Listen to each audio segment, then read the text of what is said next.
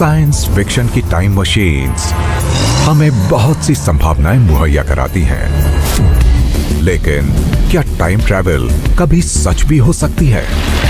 मैं आपको हैरान नहीं करना चाहता, लेकिन टाइम ट्रैवल अब कोई साइंस फिक्शन नहीं है, ये अब साइंस रियलिटी बन चुका है। टाइम को शायद आप मोड़ भी सकते हैं, खींच भी सकते हैं। तो कुछ मायनों में टाइम ट्रैवल वैसी ही अजीब और अलग चीज हो सकती है जैसे कि हमारी सबसे वाइल्ड साइंस फिक्शन फैंटेसीज होती हैं। टाइम ट्रैवल की जांच पड़ताल करके हम कॉस्मोस के सबसे गहरे राज उजागर कर रहे हैं। टाइम ट्रैवल के बारे में सोचकर हम अपने यूनिवर्स की नेचर के बारे में बहुत कुछ सीख सकते हैं। यह हमें मजबूर करती है कि हम फिजिक्स के कुछ सबसे मुश्किल और आज तक सवाल ही बने रहे तथ्यों का सामना करें। यूनिवर्स के बारे में हम जितना समझते हैं ये उतना ही अजीब होता है।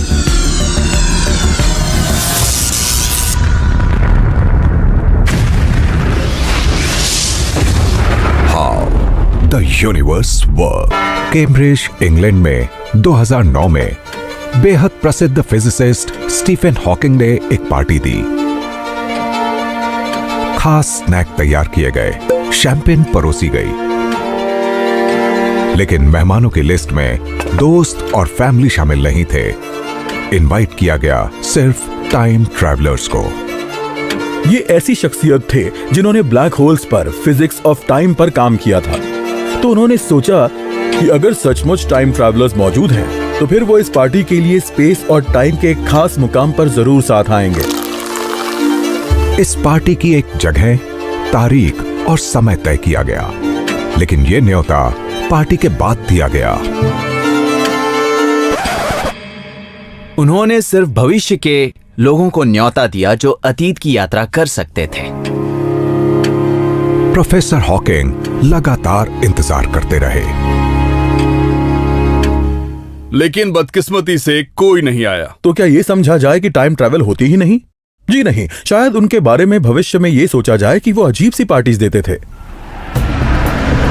लेकिन बिना मेहमानों वाली पार्टी भला कोई पार्टी होती है? क्या टाइम ट्रैवलर्स अतीत में लौटते हुए पार्टी में शरीक हो सकते थे? हम सब भविष्य की तरफ बढ़ रहे हैं।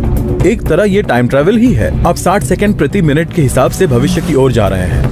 ये एक तरह की छलांग जैसा है। टाइम ट्रैवल की चर्चा करने के दौरान आप या तो भविष्य में या अतीत में तेजी से जाने की बात करना चाहते हैं। अगर हम स्टीवन हॉकिंग की पार्टी में जाना चाहें, जो अब अतीत की बात है, तो हम ऐसा कैसे करेंगे? इसका एक तरीका होगा टाइम से होकर गुजरने के अपने रास्ते को बदलना, और एल्बर्ट आइंस्टाइन के मुताबिक ये मुमकिन है। 100 साल पहले आइंस्टाइन ने एक साइंटिफिक क्रांति शुरू की। उनका कहना था कि हम स्पेस और टाइम से जुड़े अपने कॉमन सेंस आइडियाज को भूल जाएं। तो हम अपने यूनिवर्स को वक्त के साथ बदलने वाली एक 3 डायमेंशनल जगह के बजाय इसे एक 4 डायमेंशनल जगह के तौर पर सोचें, जिसे कहते हैं स्पेस टाइम। अगर आप इस बारे में गंभीरता से सोचें, तो टाइम से जुड़ी आपकी सारी ऑब्जर्वेशंस स्पेस में मूव करने वाली किसी चीज से सीधी जुड़ी महसूस होंगी। किसी दिन में सूरज के उगने और ढलने के अलावा और क्या होता है? या फिर कोई घंटा किसी घड़ी की सुई के मोशन से ज्यादा और क्या है? स्पेस की 3 डिमेंशंस जुड़ी हुई हैं टाइम की एक डिमेंशन के साथ, जो बनाती हैं 4 डिमेंशनल स्पेस टाइम कंटिन्यूअम। ये भविष्य के टाइम ट्रैवलर्स के लिए एक अच्छी खबर है। इसका मतलब है कि स्पेस से होने वाला मोशन टाइम से होने वाले मोशन से जुड़ा है। हम स्पेस टाइम से होकर गुजरे हैं, स्पेस या टाइम से होकर नहीं। इसके काम का तरीका ये है कि अगर मैं कहीं खड़ी हूँ और बहुत तेज रफ्तार से स्पेस से होकर मूव नहीं कर रही, तो मैं टाइम से होकर ज्यादा रफ्तार से मूव कर सकती हूँ। ये डेलोरियन कार आपको चलती नजर नहीं आएंगी, लेकिन ये मूव कर रही हैं टाइम से होकर। ये कार, इसका ड्राइवर और जिस सड़क पर ये खड़ी है, वो सभी उसी रेट पर समय से होकर गुजर रहे हैं। जैसे ही ड्राइवर गाड़ी को स्टार्ट करके चलाता है, टाइम से होकर गुजरने वाला कुछ मूवमेंट बदल जाता है स्पेस से होने वाले मूवमेंट में। स्पेस से होकर गुजरने पर मेरे स्पेस टाइम से होकर गुजरने वाले कुछ इंट्रिंसिक मूवमेंट को वो मोशन ले लेता है। अगर मैं स्पेस से ज्यादा तेजी से निकलूं तो टाइम में मेरी रफ्तार धीमी हो जाएगी। साइंटिस्ट्स इसे कहते हैं टाइम डायलेशन। स्पेशल रिलेटिविटी का एक नतीजा ये होता है कि तेज चलने वाली घड़ियां दरअसल धीमी चल रही होती हैं, और ये सिर्फ एक थ्योरी नहीं है, इसे टेस्ट किया जा चुका है और ये कमाल है। आप 2 एटॉमिक क्लॉक्स लीजिए जिन्हें सटीक ढंग से सिंक्रोनाइज किया जा चुका है। अगर इनमें से एक को किसी प्लेन में रख दें और ये प्लेन कुछ 100 किलोमीटर प्रति घंटा की रफ्तार से चले तो इन दोनों घड़ियों के टाइम में फर्क आ जाएगा, और ये अंतर बिल्कुल उतना ही होगा जितना रिलेटिविटी से पता चला होगा। और आइंस्टाइन वाले दौर में तो हमें हमारे सबसे बुनियादी अंदाजों के बारे में भी फिर से सोचना होगा। आइंस्टाइन के दौर से पहले लोग सड़क पर किसी से पूछा करते होंगे, जरा बताइए टाइम क्या हुआ है, जैसे टाइम नाम की कोई चीज वाकई होती थी। लेकिन आइंस्टाइन ने ये सोच खत्म करते हुए ये कहा कि हम में से हर एक का अपना पर्सनल टाइम होता है और उसकी रफ्तार एकदम अलग अलग हो सकती है, क्योंकि हर किसी का वक्त अलग ढंग से बीतता है, तो घटने वाली घटनाओं के लिए हर किसी की राय अलग अलग तरह की होगी। अब तक दुनिया में जिंदा रहने वाले हर इंसान को लग रहा है कि वो उस पल में ही जी रहा है जिसे हम कहते हैं अब, और हर इंसान को लगता है कि उनका अब ही असली अब है। लेकिन यूनिवर्स से जुड़ी एक कमाल की बात ये है कि इसमें हर किसी के लिए हालात एक से नहीं है। लोगों की सफर की दर, रफ्तार अलग अलग है। यूनिवर्स में अलग अलग तरीकों से मूव करने के कारण आप ये नहीं बता सकते कि पूरी दुनिया का आज क्या है। और हम जितना आगे तक देखते हैं, ये फैक्ट उतना ही सुर्खरू लगता है। हमें ये पूछने में कोई दिक्कत नहीं होती कि फिलहाल पेरिस में क्या हो रहा है ना? लेकिन ये बताने में दिक्कत होती है कि फिलहाल एंड्रोमेडा गैलेक्सी में क्या हो रहा है। लेकिन ये बहुत दूर है और अलग अलग ऑब्जर्वर्स एंड्रोमेडा गैलेक्सी के इस पल को अलग अलग ढंग से बयान करेंगे। और टाइम डायलेशन की एक अनोखी खूबी है, ये तेज रफ्तार से मूव करते इंसानों को टाइम ट्रैवलर्स बना देता है। 27 मार्च 2015 एस्ट्रोनॉट स्कॉट कैली इंटरनेशनल स्पेस स्टेशन के लिए रवाना हुए। उनके 1 साल के मिशन का मकसद था इंसानी शरीर पर स्पेस फ्लाइट के प्रभावों को स्टडी करना। स्कॉट इस काम के लिए एकदम परफेक्ट कैंडिडेट थे, क्योंकि पृथ्वी पर मौजूद थे उनके जुड़वा मार्क। ये एक्सपेरिमेंट कई वजहों से किया गया। एक थी इंसान के शरीर पर स्पेस ट्रैवल और भारहीनता के प्रभावों को जानना, और इस एक्सपेरिमेंट को ज्यादा से ज्यादा कंट्रोल में रखना। और इन जुड़वाओं के बीच सिर्फ ग्रेविटी का ही फर्क नहीं था। स्कॉट 27,000 किलोमीटर प्रति घंटा की रफ्तार से पृथ्वी का चक्कर लगा रहे थे, तो पृथ्वी पर मौजूद अपने भाई के मुकाबले स्कॉट समय में आगे जा रहे थे। भविष्य की तरफ ये टाइम ट्रैवल फिजिक्स का कोई एब्स्ट्रैक्ट कॉन्सेप्ट नहीं है। स्कॉट वाकई सेकंड के एक छोटे से हिस्से से भविष्य में छलांग लगा चुके थे। स्कॉट जब पृथ्वी पर लौटे तो अपनी तेज रफ्तार के कारण अपने भाई की तुलना में उनकी उम्र कम रफ्तार पर बढ़ी, और वो इस मामूली से लम्हे से अपने भाई से छोटे हो गए थे। 27,000 किलोमीटर प्रति घंटा की रफ्तार तेज है, लेकिन सेकंड के इस जरा से हिस्से की सरहद पार करके भविष्य में जाने के लिए स्कॉट को और तेज रफ्तार की जरूरत थी। स्कॉट केली जब 1 साल पृथ्वी की कक्षा में थे, तब वो अगर चाहते कि पृथ्वी की उम्र 1000 साल बढ़ जाए तो तब उन्हें पृथ्वी की परिक्रमा कितनी तेज रफ्तार पर करनी पड़ती। पता चला कि तब उनकी रफ्तार प्रकाश की गति के बराबर होनी चाहिए थी। मैं आपको समझाना चाहूंगा कि ये रफ्तार कितनी तेज होगी। आज तक इंसान ने अपोलो 10 में ही सबसे तेज सफर किया है, जिसकी रफ्तार थी 40,000 किलोमीटर प्रति घंटा, और इसके लिए रफ्तार 25,000 गुना से भी ज्यादा तेज चाहिए होगी, और ये रफ्तार बहुत तेज है। भविष्य में शायद हम एडवांस्ड प्रोपल्शन वाला कोई स्पेसशिप बनाने की कोशिश करें जो रोशनी की रफ्तार से चलता हो, लेकिन फिजिक्स के नियमों के कारण ये आसान नहीं होगा। आप कितनी रफ्तार से जा सकते हैं इसकी एक सीमा है, और ये सीमा है रोशनी की गति। ये बात सच है, रिसर्च के जरिए ये साबित हो चुकी है।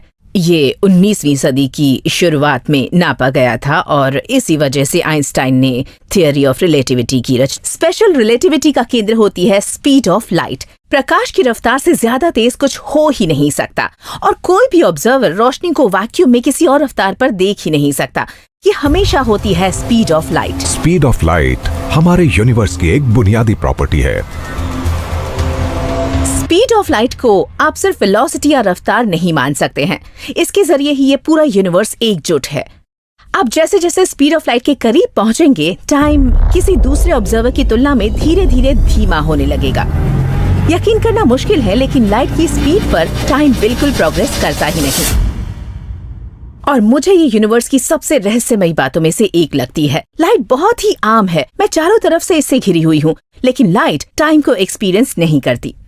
अगर आपकी रफ्तार लगातार बढ़ती जाती है और आप स्पीड ऑफ लाइट से आगे निकल जाते हैं, तो आइंस्टाइन की थियरी ऑफ स्पेशल रिलेटिविटी हमें बताती है कि हमारी घड़ी रुक जाएगी और फिर पीछे की तरफ चलने लगेगी।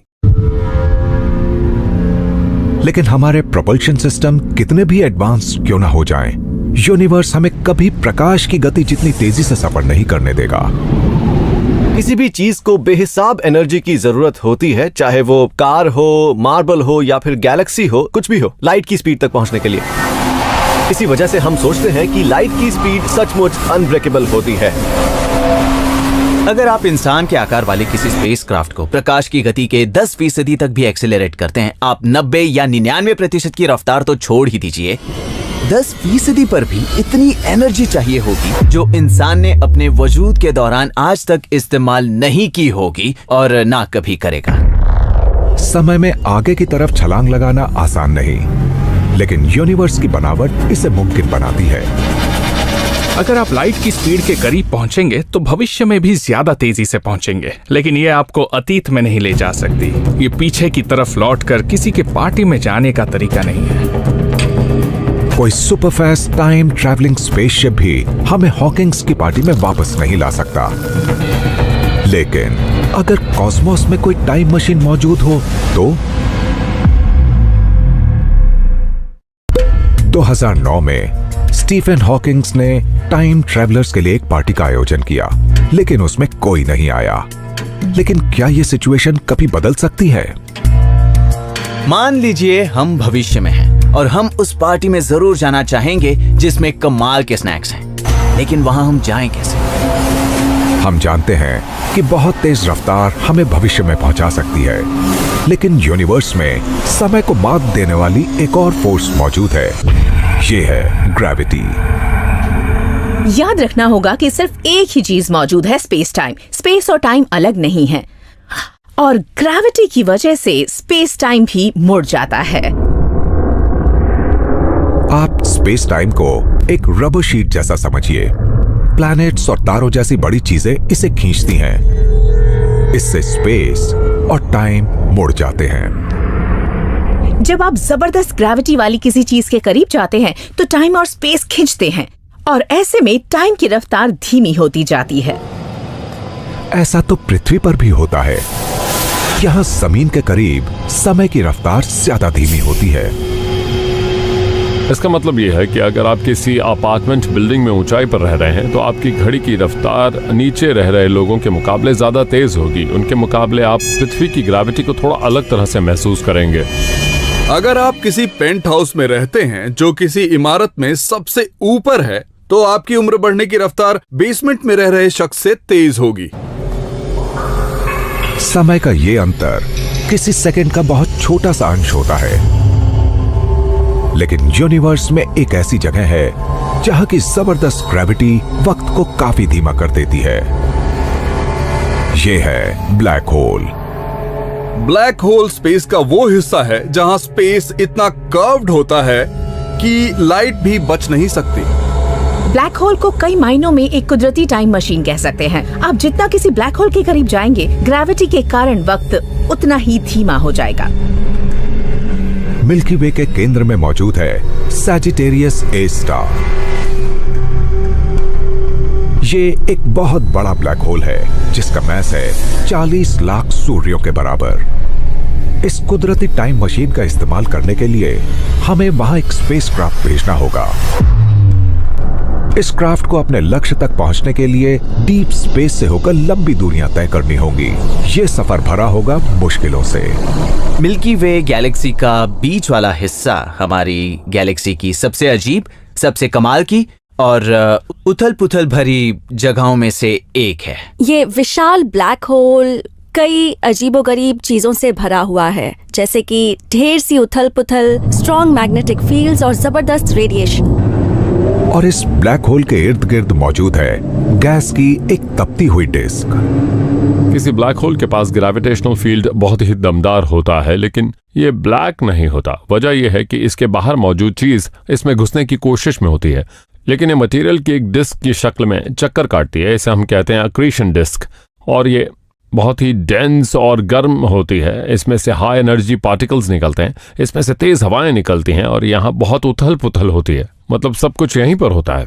ये गैस होती है जो ब्लैक होल के और करीब पहुंच जाती है। इसका तापमान लाखों डिग्री हो जाता है और रफ्तार स्पीड ऑफ लाइट के आसपास हो जाती है। पृथ्वी पर मटेरियल की रफ्तार इतनी तेज करना बहुत मुश्किल है, तो ये फैक्ट कि इस अक्रीशन डिस्क में मटेरियल लाइट की स्पीड के मुकाबले 30% पर सफर करता है, हैरानी की बात है। हमारे मिल्की वे के केंद्र में मौजूद इस विशाल ब्लैक होल वाला हिस्सा कमजोर दिल वालों के लिए बिल्कुल नहीं है। अगर क्राफ्ट सफर को झेल जाए तो क्रू को पहली बार सजिटेरियस ए स्टार करीब से दिखेगा और वो इसके प्रभावों को महसूस कर पाएंगे।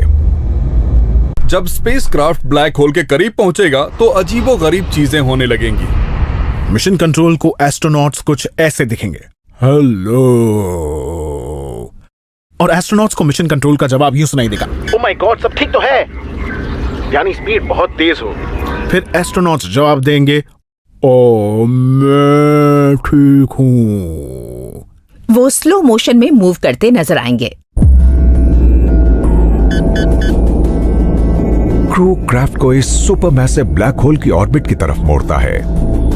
मिशन कंट्रोल को शायद क्राफ्ट हर 16 घंटे में परिक्रमा करता दिखे, लेकिन क्रू को ऑर्बिट बहुत छोटी लगेगी। दरअसल सजिटेरियस ए स्टार की ग्रेविटी मिशन कंट्रोल के मुकाबले क्राफ्ट के टाइम को धीमा कर देती है। अगर आप किसी स्ट्रॉन्ग ग्रेविटेशनल फील्ड में एंटर होते हैं, जैसे ब्लैक होल के करीब, और फिर आप वापस आते हैं, तो आप कम टाइम एक्सपीरियंस करेंगे पृथ्वी पर रहने वाले इंसान के मुकाबले। लेकिन ये आपको अजीब नहीं लगता। आप अपनी घड़ी देखेंगे तो आपको वक्त आपके अंदाज के हिसाब से ही बताता मालूम होगा। आपको महसूस भी नहीं होगा कि आप एक ग्रेविटेशनल फील्ड में हैं। पता तब लगेगा जब आप लौटेंगे और यहाँ के लोगों से घड़ी को मिलाएंगे। इस तरह ब्लैक होल के करीब तक जाने और फिर वापस आने से आप पृथ्वी पर मौजूद लोगों के मुकाबले अपने टाइम पैसेज की रफ्तार बढ़ा सकते हैं। यानी आप वक्त में छलांग लगा रहे हैं, इस तरह टाइम ट्रैवलिंग कर रहे हैं। अगर किसी ब्लैक होल के बाहर मौजूद ग्रेविटी टाइम में किसी स्पेसक्राफ्ट की रफ्तार बढ़ा देती है तो अंदर क्या होगा? ये जानने के लिए क्रू एक मैन्ड प्रोब को ब्लैक होल के इवेंट होराइजन की तरफ भेजता है। अगर उनके साथ कम्युनिकेशन बनाए रखा जा सके तो आपको हर चीज लाल होती नजर आएगी। ब्लैक होल की ग्रेविटी से बाहर आती लाइट दरअसल अपनी एनर्जी गंवा रही होती है। ये पहले से धीमी पड़ती जाएगी और जब ये इवेंट होराइजन तक पहुंचेगी तो ये बहुत कम होकर फ्रीज हो जाएगी। इवेंट होराइजन पर प्रोब टाइम में फ्रीज होता और गायब होता मालूम पड़ता है, लेकिन प्रोब में टाइम बिल्कुल नहीं बदलता। क्रू ब्लैक होल में घुस जाता है।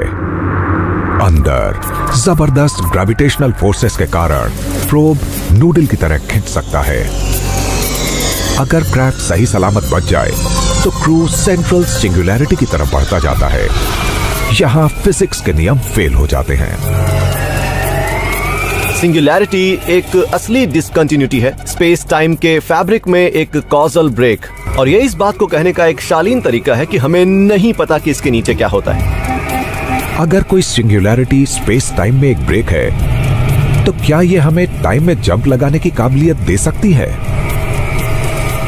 किसी सुपर मैसिव ब्लैक होल के अंदर क्या होता है, ये सब बेहद एडवांस्ड थियोरेटिकल फिजिक्स के दायरे में ही आता है। और ये भी हो सकता है कि सुपर मैसिव ब्लैक होल के केंद्र में मौजूद सिंगुलैरिटी से होकर गुजरा जा सकता है। इसके कई मायने हो सकते हैं, जैसे कि पैरेलल यूनिवर्सेस या फिर टाइम ट्रैवल।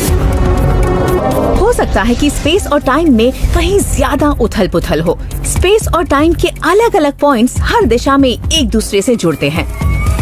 तो ब्लैक होल के बीच वाले हिस्से में आप यूनिवर्स में किसी भी स्पेस या टाइम तक पहुंच हासिल कर सकते हैं। हम यकीन से नहीं कह सकते कि कोई सिंगुलैरिटी टाइम से होकर गुजरने वाला एक पोर्टल है, पर हमें यह पता है कि ब्लैक होल के इवेंट होराइजन को पार करने के बाद जिंदा नहीं बच सकते। ब्लैक होल की खूबी ये है, आप अंदर जाएंगे पर लौटेंगे नहीं। तो प्रोफेसर हॉकिंग की पार्टी में हिस्सा लेने के बाद वर्तमान में लौटने के लिए हमें एक अलग टाइम मशीन की जरूरत पड़ेगी जो हमें वापस आने दें। शायद वो मौजूद हो, लेकिन दाखिल होने वाले को शायद कुचल भी दें। फिल्मों में टाइम ट्रैवल 140 किलोमीटर प्रति घंटा की रफ्तार से कार चलाने या किसी ब्लैक होल में घुसने जैसा आसान दिखाया जाता है। अतीत में टाइम ट्रैवल के कॉन्सेप्ट को फिल्मों और टीवी शोज में अक्सर दिखाया जाता है। वो ऐसा सही दिखाते हैं या गलत, कहना मुश्किल है। फिलहाल हम टाइम ट्रैवल को जितना भी समझते हैं वो या तो बहुत तेज रफ्तार पर सफर करने जैसा है या किसी ग्रेविटेशनल फील्ड से गुजरने जैसा है। ये सब चीजें आपको भविष्य में ले जा सकती हैं, लेकिन अतीत में नहीं। क्या फिजिक्स अतीत के लिए एक अलग रास्ता मुहैया करा सकती है? तारे और प्लैनेट्स स्पेस टाइम को मोड़ देते हैं और ब्लैक होल्स इन्हें बेंड कर देते हैं। लेकिन वर्म होल्स कहलाने वाले अजीब और थ्योरेटिकल ऑब्जेक्ट्स स्पेस टाइम से गुजरते हुए एक सुरंग के जरिए दो दूर दराज पॉइंट्स को आपस में जोड़ सकते हैं।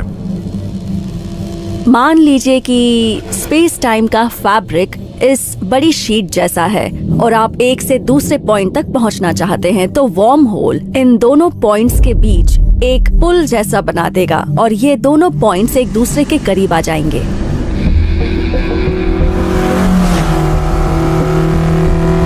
ट्रैवलर्स वर्म होल के एक छोर में दाखिल होंगे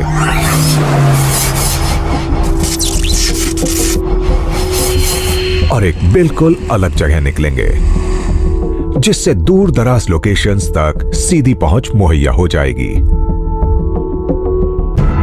और क्योंकि वर्म होल्स स्पेस और टाइम में पॉइंट्स को आपस में जोड़ते हैं, तो वो रियल लाइफ टाइम ट्रेवल के दरवाजे खोल सकते हैं। जनरल ग्रेविटी से जुड़े कुछ समाधान हैं जो वर्म होल के एक कॉन्सेप्ट को अलाउ करते हैं। इसमें अगर आप वर्म होल में दाखिल होकर इसके सफर में बच जाते हैं, तो वर्म होल से निकलने वाला टाइम इसमें घुसने वाले टाइम से भी पहले का होगा, तो इसे एक तरह से टाइम ट्रैवल कहा जा सकता है। लेकिन ट्रैवलर्स को यह पक्का करना होगा कि वर्म होल में घुसने वाली जगह वर्तमान से जुड़ी हो, जबकि निकलने वाली जगह अतीत के साथ। पता चला है कि ऐसा करने का एक तरीका है। आप एक वर्म होल के दो छोर ले लीजिए। ये स्पेस टाइम के बीच से गुजरने वाली एक सुरंग जैसी है। अब कोई एक छोर ले लीजिए और इसकी रफ्तार स्पीड ऑफ लाइट जितनी कर दीजिए। आप देखेंगे कि ये टाइम में फ्रीज हो जाएगी, वो भी टाइम डायलेशन के जरिए। और दूसरी तरफ वर्म होल का ये छोर टाइम में ट्रैवल करता रहेगा। मान लीजिए भविष्य में आप कभी उस जगह तक वापस लौटना चाहते हैं जहां वर्म होल्स बनाए गए थे, तो आप वर्म होल के इस छोर से घुसेंगे जो टाइम में आगे की तरफ जा रहा है, और आप उस जमे हुए वर्म होल से निकलेंगे जहां से आपने शुरुआत की थी। लेकिन पीछे की तरफ सफर करने की भी एक सीमा है। आपने जिस पल में इसे बनाया था, आप उससे पीछे नहीं जा पाएंगे, राइट? तो आप इस वक्त ये टाइम मशीन बनाइए और फिर भविष्य में लोग उस पल तक लौट सकते हैं जब इसे बनाया गया था। कोई वर्म होल टाइम मशीन हमें हॉकिंग की पार्टी तक नहीं पहुंचा सकती। और टाइम ट्रैवल के लिए वर्म होल्स के इस्तेमाल के साथ एक और बड़ी समस्या भी जुड़ी हुई है। अगर हमें वर्म होल मिल भी जाए और हम अतीत की तरफ जाने की कोशिश करें, तो ग्रेविटेशनल फोर्स इतना स्ट्रांग होगा कि हम किसी ब्लैक होल में समा जाएंगे। किसी वर्म होल से होकर गुजरते वक्त जिंदा बचे रहना बहुत जरूरी है, और ऐसा करने के लिए आपको वर्म होल के गले को खुला रखना होगा। वैसे इसका एक ही तरीका है। वर्म होल को खुला रखने के लिए नेगेटिव एनर्जीज की जरूरत होती है। सुनने में बात बुरी लगेगी और लगनी भी चाहिए। नहीं पता कोई इस तरह की नेगेटिव एनर्जी बना सकता है या नहीं। लोग एनर्जी के बड़े अनोखे रूपों की बात करते हैं जो इन वर्म होल्स को धकेल सकते हैं, लेकिन हमें ऐसी किसी चीज के बारे में नहीं पता। हम तो बस डार्क एनर्जी के बारे में ही जानते हैं जो यूनिवर्स के फैलाव को कथित तौर पर रफ्तार देती है। डार्क एनर्जी यूनिवर्स को पुश करती है, लेकिन क्या ये इतनी अनोखी है कि किसी वर्म होल को खोल सके? इसमें नेगेटिव एनर्जी नहीं होती, लेकिन कुछ साइंटिस्ट्स को लगता है कि हमें शायद ऐसी चीज मिल जाए। सबसे पहले लोगों ने यह कहा कि इस तरह की कोई चीज नहीं होती, लेकिन फिर एक और अजीब बात हुई। कहा गया था कि डार्क एनर्जी नहीं होती, लेकिन पता चला कि वो होती है। तो अब हम ये कहने में थोड़ा संकोचने लगे हैं कि नहीं, ऐसा कुछ नहीं होता है। हो सकता है किसी दिन हमें नेगेटिव एनर्जी वाली कोई चीज मिल जाए जिससे वर्म होल और अतीत की तरफ लौटने के दरवाजे खुल जाएं। लेकिन अतीत के सफर का एक और रास्ता हो सकता है, टाइम को कंट्रोल करना। शायद टाइम को बेंड और स्ट्रेंच किया जा सकता है, बल्कि टाइम के अलग अलग वर्जन भी हो सकते हैं। तो कुछ मायनों में टाइम ट्रैवल असली भी और हमारी वाइल्डेस्ट साइंस फिक्शन फैंटेसीज जितना अजीब भी हो सकता है। टाइम ट्रैवल से साइंस फिक्शन से जुड़ी कमाल की यात्राओं की प्रेरणा मिलती है, और शायद अतीत का सफर करना सबसे बढ़िया वेकेशन साबित हो। अगर मैं अतीत में जा पाती तो मैं उस दौर में जाना चाहती जब प्राचीन रोमन एम्पायर के सुनहरे दौर में था। मैं अतीत में 13 अरब साल पहले लौटकर हमारी गैलेक्सी को बनते देखना चाहूंगा। अगर मैं एक टाइम ट्रैवलर होती तो मैं जरूर स्टीफन हॉकिंग की पार्टी में शामिल होना चाहती। लेकिन क्या ये वाकई मुमकिन है? क्या हम कभी अतीत के सफर पर जा सकेंगे? अगर हम सचमुच अतीत का सफर कर सकें तो संभावनाएं बेहिसाब होंगी, लेकिन ऐसे सफर के दौरान रहस्यमय टेम्पोरल पैराडॉक्सेस का भी सामना करना पड़ता है। साइंस फिक्शन में भी टाइम ट्रैवल पैराडॉक्सेस से जुड़ी हुई है। क्या ऐसा मुमकिन है कि आप अपने अतीत को बदल सकें? और इसे समझाने का सबसे आसान तरीका है ग्रैंडफादर पैराडॉक्स। जरा सोचिए कि आप अतीत में लौट पाते और अपने दादाजी को मार पाते। ऐसा होने पर आपके माता पिता कैसे पैदा हो पाते और आपका जन्म भी नहीं हो सकता था। अगर आप पैदा ही ना होते, आपका वजूद ही ना होता, तो आप अपने दादा को कैसे मारते? आप बस गोल गोल घूमते रहेंगे। इस बात का कोई मतलब नहीं निकलेगा। ऐसा होना नामुमकिन है। ऐसा लगता है कि यूनिवर्स के नियम आपको अतीत में लौटने की इजाजत नहीं देंगे, लेकिन शायद इनमें कोई लूप होल हो। बिना किसी पैराडॉक्स को क्रिएट किए अतीत में सफर करने का तरीका हो सकता है। इसका श्रेय जाता है स्पेस और टाइम के आपसी रिश्ते को। जब आप एक 4 डायमेंशनल स्पेस टाइम में यकीन करने लगते हैं, तो फिर आप उस पूरी 4 डायमेंशनल चीज की हकीकत को कंसेप्चुअलाइज करने लगते हैं, जो है ब्लॉक यूनिवर्स। ये 4 डायमेंशन वाली चीज होती है। उसके अलग अलग हिस्से और टाइम के अलग अलग पल होते हैं।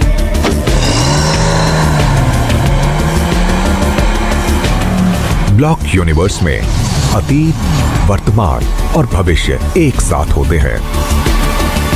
अगर आप इस सारे फ्रेमवर्क के बाहर कदम रखें और इस ब्लॉक यूनिवर्स को देखें, तो आपको अपने सामने टाइम 0 से टाइम इन्फिनिटी तक यूनिवर्स का पूरा इतिहास नजर आएगा।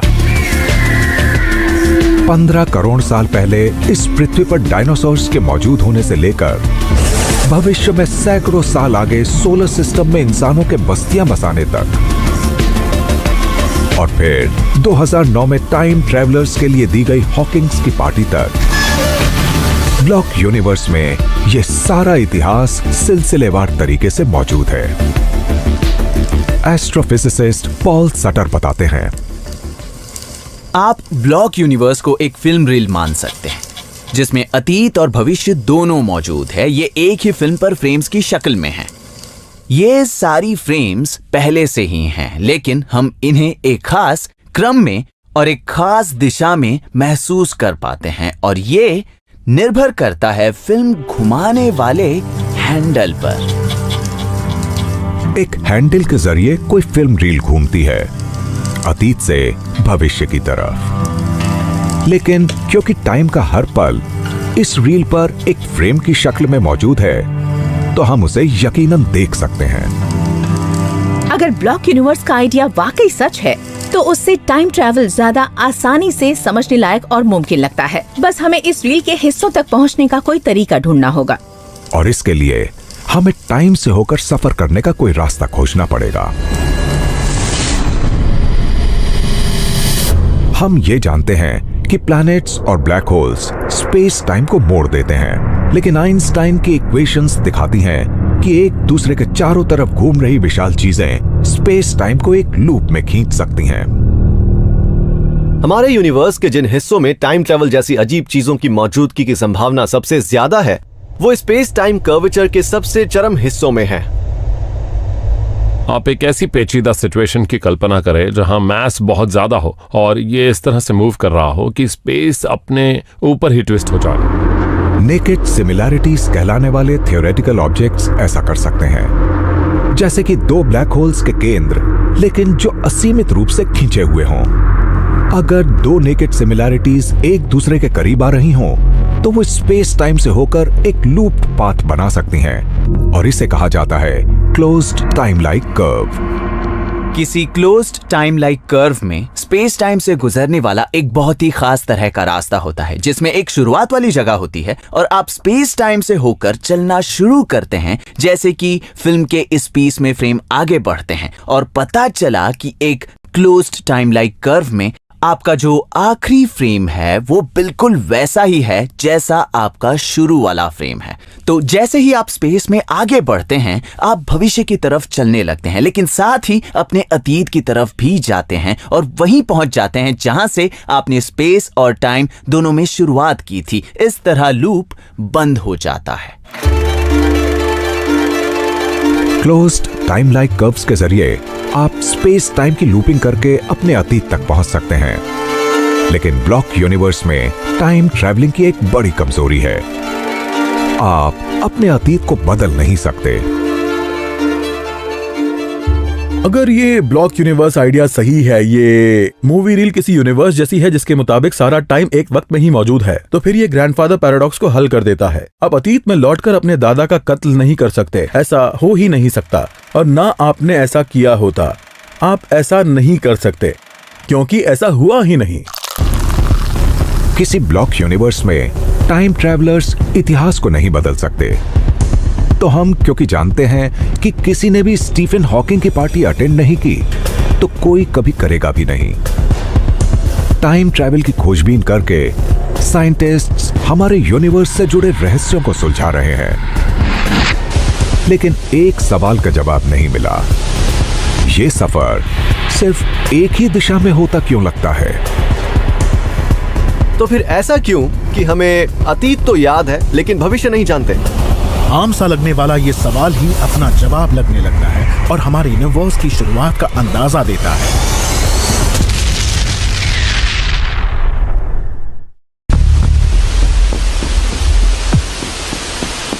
पैसेज ऑफ टाइम पत्थर में नक्श नहीं है।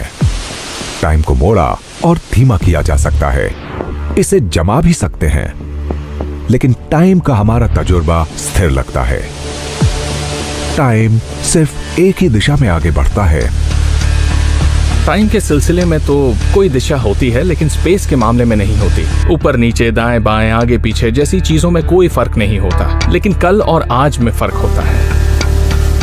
टाइम आगे की तरफ ही क्यों बढ़ता लगता है, पीछे की तरफ क्यों नहीं? हमारी रोजमर्रा की जिंदगी की बहुत सी चीजें टाइम की एक ही दिशा में समझ में आती लगती हैं। आप किसी अंडे को तोड़ें तो ये फिर से अंडा नहीं बन जाता।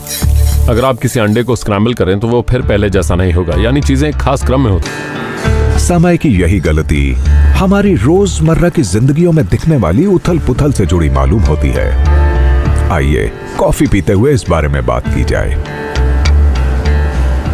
अगर मेरे सामने कॉफी का ये मग मौजूद है, तो ऐसा तभी हो सकता है अगर मग के तमाम छोटे छोटे टुकड़े, सारा लिक्विड और कॉफी इस शेप में हो और वो फिलहाल मेरे सामने है।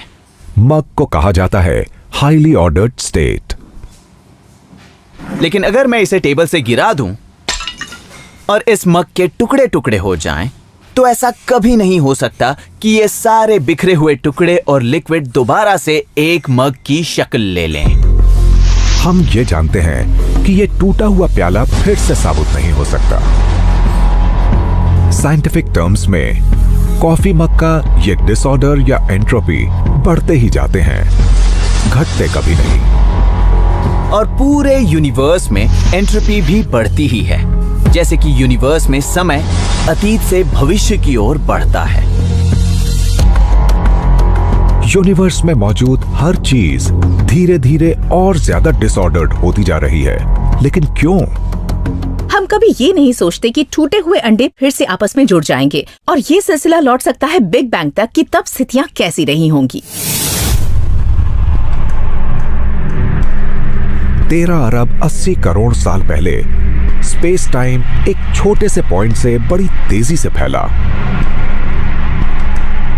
पलक झपकते ही यूनिवर्स का जन्म हो गया। तो ये था टाइम का पहला पल। हमारी यूनिवर्स की मौजूदा समझ ये बताती है कि एक टाइम जीरो भी होता था। इस पल में यूनिवर्स अपने वजूद में आया और वो है बिग बैंग। शायद बिग बैंग एक बहुत ही लो एंट्रोपी स्टेट रही होगी। सब कुछ ऑर्डर में था, बहुत डेंस था और बहुत ही गर्म भी। तो एंट्रोपी कहीं जा नहीं सकती थी, बस उसके पास बढ़ने का विकल्प था। टाइम जीरो पर यूनिवर्स एनर्जी के हाईली ऑर्डर्ड डेंस स्पेक से बढ़ने लगा।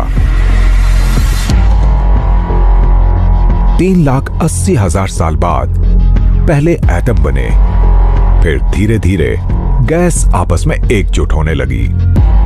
फिर करीब 20 करोड़ साल बाद पहले तारे बने, फिर कुछ टाइम बाद उनसे गैलेक्सीज की रचना हुई। यूनिवर्स की जैसे जैसे उम्र बढ़ती है, ये फैलता है, ये और ज्यादा डिसऑर्डर्ड होता जाता है। गैलेक्सीज के बीच का फर्क बढ़ता जाता है। खरबों साल के दौरान इस उथल पुथल का ही दौर रहेगा।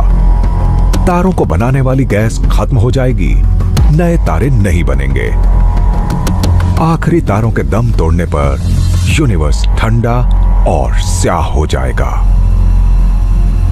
हमारे यूनिवर्स के इस तरह लगातार फैलते जाने की वजह से शायद इसका अंत बहुत बुरा होगा और एक दिन ऐसा भी आएगा जब यूनिवर्स का आखिरी तारा भी बुझ जाएगा और फिर अंधेरा हो जाएगा। बिग बैंग से शायद ये जवाब मिले कि टाइम एक ही दिशा में क्यों चलता है, अतीत से वर्तमान और फिर भविष्य की तरफ, आखिरी डिटेल तक। यूनिवर्स में एंट्रोपी के बढ़ने से पता चलता है कि आप एक पूरे अंडे को तोड़ उसे स्क्रैम्बल क्यों कर सकते हैं, लेकिन स्क्रैम्बल्ड एग से पूरा अंडा बना पाना बहुत मुश्किल है। और एंट्रोपी भविष्य के टाइम ट्रैवलर्स के लिए एक बड़ी समस्या हो सकती है। टाइम की इस गलती का मतलब है कि धीरे धीरे हालात और बदतर होते जाएंगे, तो अतीत में जाने से लॉ ऑफ एंट्रोपी टूटेगा। और क्या एंट्रोपी ही वो वजह है जो हमें अतीत का सफर नहीं करने देगी? ये अतीत के उस हिस्से में लौटने जैसा है जब खुद एनर्जी भी अलग तरह की थी, उथल पुथल का लेवल ही अलग था। हो सकता है इस लॉ ऑफ एंट्रोपी की वजह से हम भविष्य की तरफ बढ़ते चले जाएं। एरर ऑफ टाइम शायद अतीत के सफर की दिशा में एक और बाधा साबित हो, लेकिन कुछ साइंटिस्ट्स को लगता है कि इसका कोई हल निकल सकता है। टाइम ट्रैवलर्स क्वांटम रेल्म में अतीत का सफर कर सकते हैं। हमारी इस छोटी सी दुनिया में हम बेशक दोनों दिशाओं में टाइम ट्रैवल का अनुभव नहीं करते, लेकिन शायद क्वांटम रेल्म के जरिए ऐसा करना मुमकिन हो जाए। हम रियलिटी के बारे में जो कुछ जानते हैं, क्वांटम टाइम ट्रैवल शायद उस सब को बदल दे। हम टाइम के फ्लो को एक ही दिशा में महसूस करते हैं, आगे की तरफ। सुई की घड़ियां कभी पीछे को नहीं चलती, टूटा हुआ अंडा दोबारा नहीं जुड़ता, और लोग तभी कोई पार्टी अटेंड कर सकते हैं अगर उससे पहले उन्हें इनवाइट किया जाए।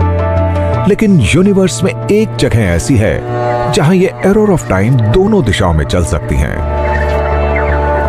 सब एटॉमिक रेल्म में, जहां नियंत्रण है क्वांटम मैकेनिक्स का।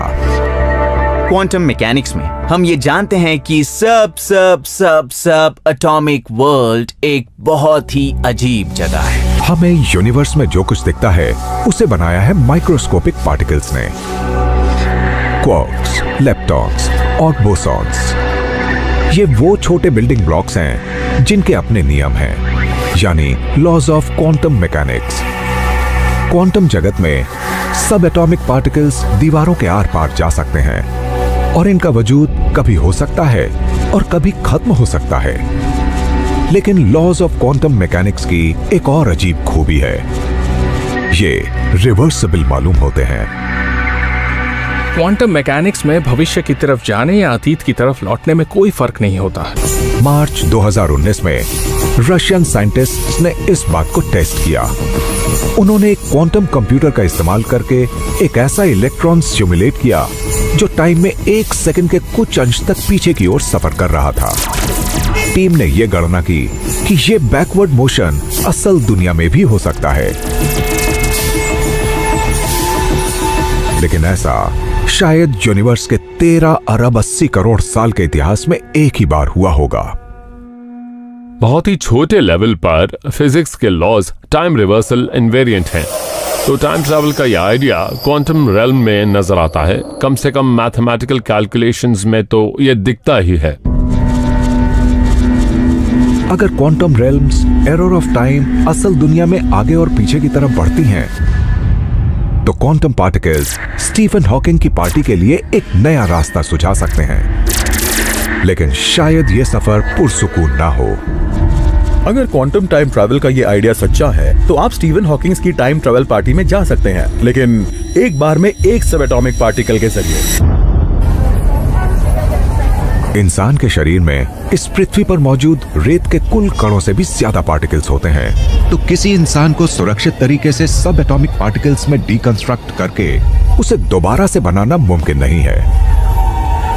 लेकिन क्या क्वांटम पार्टिकल्स एक अलग तरह की टाइम ट्रैवल के लिए रास्ता आसान बना सकते हैं? हम क्वांटम पार्टिकल्स का इस्तेमाल करके रोजाना इंफॉर्मेशन को भेजते हैं। इलेक्ट्रॉन्स हमारे कंप्यूटर्स में सिग्नल्स को पहुंचाते हैं और फोटॉन सेल फोन सिग्नल्स को स्पेस में पहुंचाकर वापस भी लाते हैं। तो क्या हम इंफॉर्मेशन को पार्टिकल्स पर एनकोड करके अतीत में भेज सकते हैं? शायद हमारे आज से कम उम्र वाले शरीर को। अगर आप इंफॉर्मेशन को अतीत में भेज सकें तो आप बहुत ही अमीर हो सकते हैं। अगर आप अगले हफ्ते के स्टॉक प्राइसेस को अतीत में भेज सकें तो वाकई आपकी जेबें काफी भारी हो सकती हैं। वर्तमान को बदलने के लिए अतीत की ओर इंफॉर्मेशन भेजने का आइडिया काफी दिलचस्प है। शायद हम 2009 वाली हॉकिंग्स की पार्टी के लिए साइंटिस्ट्स को इनविटेशन भेज सकें। लेकिन अगर यह मुमकिन हो भी जाए तो भी हमें पता नहीं चलेगा कि यह संदेश पहुंचा या नहीं। पर क्वांटम मैकेनिक्स इस बात में एक अड़ंगा लगाकर यह सजेस्ट करता है कि अतीत भी कई अलग अलग फ्यूचर्स में बढ़ सकता है। अगर दो सब एटॉमिक पार्टिकल्स के बीच एक इंटरैक्शन होता है तो यह संभावना है कि वो एक दिशा में जाएं या दूसरी दिशा में, पर हमें ये एक ही दिशा में जाता लगेगा। पर क्वांटम मैकेनिक्स का कहना है कि ये दोनों दिशाओं में जा सकता है, तो उससे दो यूनिवर्स बन जाते हैं। टाइमलाइन स्प्लिट हो गई है। क्वांटम जगत में किसी पार्टिकल को या डिलोरियन को किसी पार्टी में इनवाइट करने से एक नई टाइमलाइन बन सकती है। तो इस नई टाइमलाइन में तो हॉकिंग की पार्टी में काफी मेहमान रहे होते, पर हम इस पार्टी लाइन का हिस्सा नहीं है और ना ही हमारे स्टीफन हॉकिंग।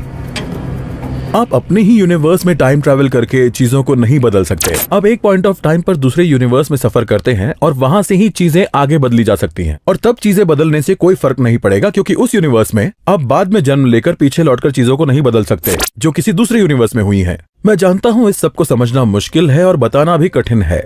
हो सकता है कि अगर यूनिवर्स असीमित संख्या में हो तो शायद मैं इस बात को बेहतर ढंग से समझ पाऊं। मुझे उम्मीद तो कुछ ऐसी ही है। लेकिन फिलहाल तो टाइम ट्रैवल एक साइंस फिक्शन ही है। तो मेरी निजी राय ये है कि कुछ भी समय में वापस लौटने वाला नहीं, ना पार्टिकल्स ना इन्फॉर्मेशन, कुछ नहीं। कभी कभी वक्त में वापस लौटने और किसी चीज को सुधारने जैसी रिपोर्ट सुनते रहते हैं, लेकिन ये किसी फिल्म को देखने से ज्यादा और कुछ भी नहीं है। पर किसी दिन शायद साइंटिस्ट एग्जॉटिक मैटर के किसी सोर्स को खोजकर किसी वर्म होल को खोल लेंगे या स्पेस टाइम को मोड़ने का कोई तरीका ढूंढ लेंगे।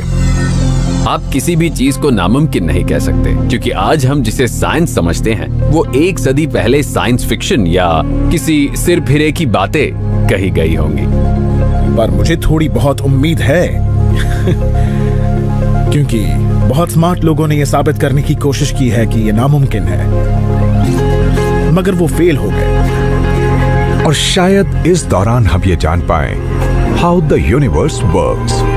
टाइम ट्रैवल यकीनन साइंस फैक्ट नहीं है, साइंस फिक्शन है, लेकिन टाइम ट्रैवल के बारे में सोचें और समझें कि ऐसा होना मुमकिन क्यों नहीं है। बहुत ही इंटरेस्टिंग है, क्योंकि इससे हम अपने यूनिवर्स के बारे में काफी कुछ जान सकते हैं। और इस बारे में सोचना भी वाकई दिलचस्प है, क्योंकि ये हमें फिजिक्स के कुछ बहुत ही मुश्किल सवालों के जवाब ढूंढने को भी मजबूर करता है, और इससे हम रियलिटी की गहरी समझ आखिरकार हासिल कर ही लेंगे। एलिस इन वंडरलैंड की तरह ये यूनिवर्स हमें रैबिट होल में और आगे ले जाता चला जा रहा है।